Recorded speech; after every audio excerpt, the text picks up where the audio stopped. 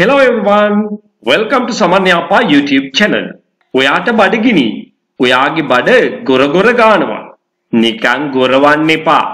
බල්ලා ගොරවනවා හපයිද? ඔයා නිින්දෙන් ගොරවනවද? මෙන්න මේ වගේ දේවල් අපිට එදිනදා කතාබහේදී අනන්තවත් පාවිච්චි කරන්න සිද්ධ වෙනවා. මේක ඉංග්‍රීසියෙන් කොහොමද හරියටම කියන්නේ කියලායි අද දවසේදී කතා කරන්නේ. ඉතින් සුපුරුදු විදිහටම වීඩියෝව ස්කිප් කරන්නේ නැතුව බලන්න මුල ඉඳන් අවසානයේ දක්වා ඔයාට ගොඩක් දේවල් අනිවාර්යයෙන්ම ඉගෙන ගන්න හැකියාව තියෙනවා.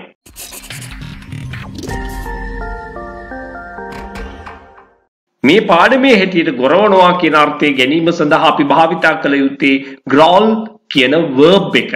එහෙම නැත්නම් noun එක. Actually, the word growl can be used as a verb and also as a noun. Noun එකක් ලෙසත් verb එකක් ලෙසත් මේක පාවිච්චි කරනවා growl කියන වචනය. What is the meaning of the word growl? Mainly, I'll give you three meanings. Number one, growl means the deep, threatening sound made in the throat by an animal.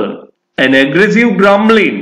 සතෙක් තර්ජනාත්මකව කරන ශබ්දය උගේ උගුරින් අපි කියන්නේ ගොරවනවා කියලා. අන්න ඒකට කියනවා අපි growl කියලා. The sound made by a hungry stomach. කුසගින්න ඉන්නකොට අපි බඩෙන් ශබ්දයක් එනවා. අපි කියන්නේ බඩ ගොර ගොර ගන්නවා. මට හරි බඩගිනි කියලා කියන්නේ. අන්න එහෙම එන ශබ්දයට අපි කියන්නේ growl කියලා. Expressing something by growling. අන්න එහෙනම් යම් දෙයක් නිකන් කෝපාවිෂ්ඨ ස්වභාවයෙන් ප්‍රකාශ කරනවට කියනවා අපි growl කියලා. You are hungry. ඔයාට බඩගිනි. Your stomach is growling. ඔයාගේ බඩ කෑ ගහනවා. අන්න අපි ඒක ඒ විදිහටයි කියන්නේ. You are hungry. Your stomach is growling. The dog is growling at me. The dog is growling at me. අන්න අපි පාවිච්චි කරන්න ඕනේ නිවැරදි preposition එක තමයි at. The dog is growling at me. බල්ලා මට ගොරවනවා. ගොරවමින් ඉන්නවා. Will it bite? ඌ හපයිද? බල්ලා ගොරවනවා. ඌ හපයිද? Oh my God, the dog is growling at me. Will it bite? Don't growl at me. It's your fault, not mine. මට ගොරවන්න එපා. ඒක වාගේ වරද. මගේ නෙවෙයි. අන්න ඒක කියන්නේ කොහොමද? Don't growl at me. It's your fault, not mine. මේ අදහස එන විදිහට ඔයා පුහුණු වීම කරන්න ඕනේ අනිවාර්යයෙන්ම. එතකොට විතරයි මේකේ නිසි ඵල නිසි ප්‍රයෝජන ගන්න හැකියාව ඔයාට ලැබෙන්නේ.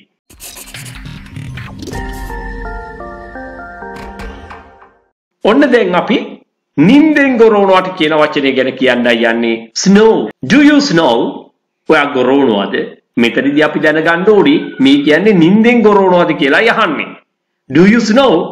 SAW so පාවිච්චි කරනවා දැක්කා කියන්නත් කියත කියන අර්ථය ගන්නත් කියතකින් ඉරනවට කියන්නේත් අපි so කියලා. දැන් මෙතන තේරුම දැව ඉරනවා. නිින්දෙන් ගොරවන කෙනෙක් දැකලා අරයා තඩි කොටයක් ඉරනවා. අන්න අරයා කොටයක් ඉරනවා. ගොරවනකොට නිින්දෙන් අපි එහෙමත් නිකන් ව්‍යංගාර්ථයෙන් එකක් කියනවා. ඇත්තට මේක කියන්නේ ඉංග්‍රීසියෙත් ක්‍රමයක් තියෙනවා. So would. That means to snore loudly. To snore loudly. He is snoring loudly. He is snoring loudly. You can say he is sawing wood. He is sawing wood. එහෙමනම් අපි දැනට ඉගෙන ගත්ත වචන නැවත මතක් කරගමු. Growl, snow, snow loudly කියන එකට අපි ගත්ත idiomatic expression එකක් කොහොමද? So would. The deep threatening sound made in the throat by an animal. An aggressive grumbling. The sound made by a hungry stomach. Expressing something by growling. මෙන්න මේ විදිහට ඉංග්‍රීසි ඉගෙන ගන්න සමන් යාපා YouTube channel එකත් එක්ක ඔයා දිගටම රැඳිලා ඉන්න. මෙන්න මේ වගේ වීඩියෝ ඔයාට අප්ලෝඩ් කරපු ගමන් දැනගන්න නම් ඔයා channel එක subscribe කරලා තියාගන්න අමතක කරන්න එපා. ඔයාට මගේ නේවාසික පුහුණු පාඨමාලා සඳහා සම්බන්ධ වෙලා දින 21ක් වෙන්න පුළුවන්, දින 45ක් වෙන්න පුළුවන්. මේවට සම්බන්ධ වෙලා ඊටාම කෙටි කාලයක් තුල වඩාත් නිවැරදිව ව්‍යාකරණ ඉගෙන ගනිමින් ඉංග්‍රීසි භාෂාව චතුර ලෙස කතා කිරීම සඳහා ඔයාට පුහුණු වීම ලබා ගන්න පුළුවන්. විදේශගත වෙන්න බලාපොරොත්තු වෙමින් ඉන්න ඔයාට, රැකියාව බලාපොරොත්තු වෙමින් ඉන්න ඔයාට, එහෙම නැත්නම් විවිධ වෘත්තීන් වල නියැලීලා ඉන්න ඔයාට ඉතාමත්ම වටිනවා. මොකද කෙටිම කාලයක් තුල ගොඩාක් දේවල් ඉගෙන ගන්න හැකියාව ලැබෙනවා, පුහුණු වෙන්න හැකියාව ලැබෙනවා. ඒ නිසාම භාෂාව ඉගෙනගෙන හොඳ ප්‍රවීණත්වයකින් යුතුව කතා කිරීමේ හැකියාව ලැබෙනවා.